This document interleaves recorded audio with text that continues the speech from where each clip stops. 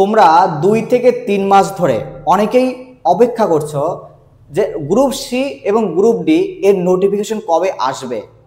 তো দেখো, গতকাল WBSSC থেকে একটা গ্যাজেট প্রকাশিত করা হয় এবং এই গ্যাজেটে একটা নোটিফিকেশন নাম্বারটা দেখো 1127SL5S2412025। এটি তোমার নোটিফিকেশন নাম্বার। এই নোটিফিকেশন নাম্বার স্বাক্ষরিত হয় 4 আগস্ট 2025 সাল। ক্লিয়ার হলো? এখানে গ্রুপ সি, গ্রুপ ডি এবং লাইব্রেরিয়ান এই 3টি পোস্টের ক্ষেত্রে এই গ্যাজেটটি প্রকাশিত করা হয়। তো এই গ্যাজেটে দেখো, আমরা আজকে আলোচনা করব গ্রুপ সি এবং গ্রুপ ডি এর জন্য, অর্থাৎ যে পোস্টগুলোতে প্রত্যেকেই অ্যাপ্লাই করতে পারবে সেই পোস্টগুলো নিয়ে আমরা আজকে আলোচনা করব। প্রথমে আমরা দেখব গ্রুপ সি বা ক্লার্কের ক্ষেত্রে।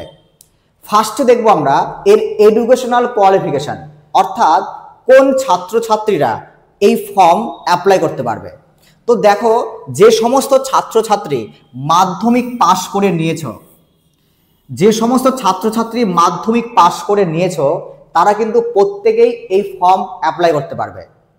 এবার দেখো, এইখানে যারা মাধ্যমিকে একটু বেশি নাম্বার, অর্থাৎ দেখো এই গ্রুপ সি বা ডি এর জন্য একটা একাডেমিক স্কোর থাকবে, যেখানে কত নম্বর থাকবে? 10 নম্বর। তাহলে 10 নম্বরে থাকবে একাডেমিক স্কোর। এবং দেখো, যারা মাধ্যমিকে ফার্স্ট ডিভিশন বা ফার্স্ট ক্লাস পেয়েছো তারা 10-এ 10 পাবে। যারা সেকেন্ড ডিভিশন বা সেকেন্ড ক্লাস পেয়েছো তারা 8-এ 8 পাবে, অর্থাৎ 10-এ 8 পাবে। এবং যারা থার্ড ক্লাস বা থার্ড ডিভিশন পেয়েছো বা তার নিচে, তারা কিন্তু 6 মার্ক করে পাবে। তাহলে এই নাম্বারটা কিন্তু অবশ্যই খুবই গুরুত্বপূর্ণ, বিশেষ করে যারা ভালো নম্বর পেয়ে রেখেছো মাধ্যমিকে। ঠিক আছে? আচ্ছা, তাহলে এই হলো আমার এডুকেশনাল কোয়ালিফিকেশন। এবার যদি দেখি আমরা যে এই এডুকেশন কোয়ালিফিকেশনের পর যে আমার কত বয়স হলে আমি এই পরীক্ষায় বসতে পারবো এবং কত বয়স অবধি, অর্থাৎ কত বয়সের ব্যক্তিরা এই পরীক্ষায় বসতে পারবে। যদি আমরা দেখি, দেখো যারা 18 বছর কমপ্লিট করে নিয়েছো, অর্থাৎ 18 বছর যাদের হয়ে গেছে এবং মাধ্যমিক পাস, তারা প্রত্যেকে কিন্তু গ্রুপ সি এবং গ্রুপ ডি এর ফর্ম ফিল আপ করতে পারবে। এবং ম্যাক্সিমাম কত? 40 ইয়ার্স। তাহলে 18 থেকে 40 ইয়ার্স পর্যন্ত সমস্ত ব্যক্তিরা এই পরীক্ষার জন্য কিন্তু এলিজিবল থাকবে, যারা মাধ্যমিক পাস করেছে। এবার যাদের বয়স হয়তো একটু বেশি এবং তারা কি বলো SC ST বা OBC ক্যাটাগরি থাকবে, তাদের জন্য কিছু ছাড় থাকবে। যেমন তোমাদের SC ST এদের জন্য 5 বছরের ছাড় থাকবে।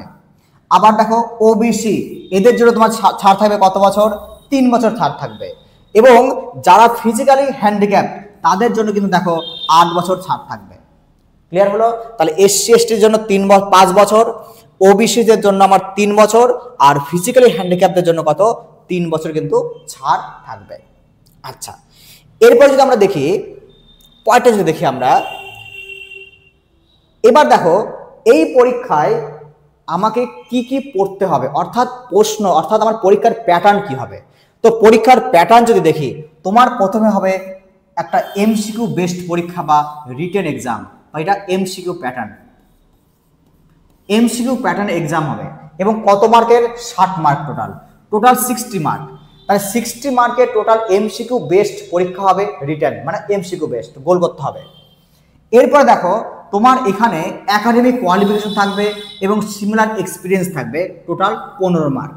অর্থাৎ তোমার একাডেমিক স্কোরে থাকবে 10 মার্ক, অর্থাৎ যারা মাধ্যমিকে যে নাম্বার একটু আগে বলেছি আমি, যারা নাম্বার বেশি পাবে তাদের নাম্বার একটু দেওয়া হবে বেশি, 10, কাউকে 8, কাউকে 6।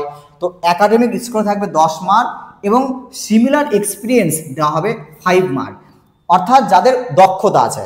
এবং দেখো যারা দক্ষ তারা যদি 1 বছরে হয় তাহলে 1 মার্ক দেওয়া হবে, 2 বছর হলে 2 মার্ক দেওয়া হবে, 3 বছর হলে 3 মার্ক দেওয়া হবে যারা কর্মরত থাকবে তাদেরকে। এবার দেখো এরপর আসবে আমার ইন্টারভিউ হবে। দেখো ইন্টারভিউ এবং কম্পিউটার টাইপিং হবে। তাহলে ইন্টারভিউতে থাকবে কত মার্ক? ইন্টারভিউতে থাকবে তোমার 10 মার্ক এবং কম্পিউটার টাইপিংয়ে থাকবে তোমার 15 মার্ক। ক্লিয়ার করো এখানে আমার? তাহলে কি বলো, তোমার ফার্স্টে MCQ বেসড একটা এক্সাম হবে, তার নম্বর কত? 60 মার্ক। এরপরে কি হবে, তোমার একাডেমিক স্কোরে দেওয়া হবে 10 মার্ক, যারা দক্ষ কর্মরত ছিলেন তাদের দেওয়া হবে 5 মার্ক, 1 বছরের জন্য 1 মার্ক, 2 বছরের জন্য 2 মার্ক, 3 বছরের জন্য 3 মার্ক, এইভাবে যদি 5 বছর কেউ করে তাকে দেওয়া হবে 5 মার্ক। এরপর ইন্টারভিউ থাকবে এবং কম্পিউটার টাইপিং থাকবে। ইন্টারভিউতে 10 মার্ক আর কম্পিউটার থাকবে কত বলো, 15 মার্ক।